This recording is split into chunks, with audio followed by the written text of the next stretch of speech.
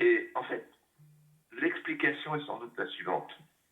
Ce sont les Français de toutes origines, de tout milieu, de toutes conditions, qui disent aux hommes politiques et au président de la République, vous nous avez dit pendant des années, et on a fini par le croire, que l'immigration n'était qu'une question secondaire. Eh bien nous vous disons à travers cette pétition quelle est la question centrale qui commande toutes les autres. Et donc, on veut un référendum, nous, le peuple français.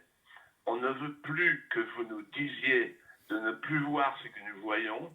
On veut que vous nous disiez, c'est à vous de trancher. La question de savoir qui entre en France et qui sort de France. C'est-à-dire la question de notre destin. Voilà ce que dit le peuple français à travers cette pétition. Et ça va continuer. Et ça va continuer jusqu'au moment où le président de la République, dont je sais qu'il s'en inquiète déjà, va se dire, je ne peux pas faire autrement. Il faut consulter le peuple. Emmanuel Macron s'en inquiète déjà, c'est une information qui vous est remontée. Il s'inquiète de voir cette poussée, 1 500 000 signatures pour demander un référendum.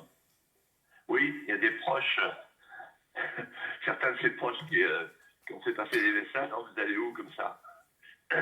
Alors qu'est-ce qu'on attend? On attend qu'il y ait des nouvelles Philippines? C'est horrible. Là.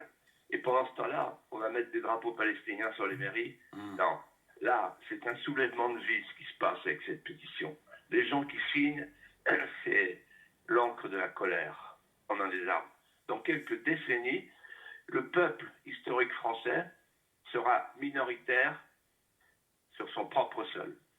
Le peuple historique français sera minoritaire sur son propre sol. Aujourd'hui, il n'y a plus un seul Français qui ne vous dise « Je suis à la recherche de mes patries manquantes. On me vole mes affections. Je ne me sens plus chez moi. On n'est plus chez nous. On va nous mettre dehors. Si ça continue, on va nous mettre dehors. » Les politiciens, en fait, soit ont baissé les bras et font mine de régler les problèmes par rapport aux problèmes de l'immigration, soit ils veulent continuer parce qu'ils veulent changer de France. Vous voyez, il y a en fait la France de la Macronie, la France de la Mélenchonie. La France de la Mélenchonie, c'est un changement de France, c'est-à-dire en fait une anti-France, et la France de la Macronie, c'est une post-France.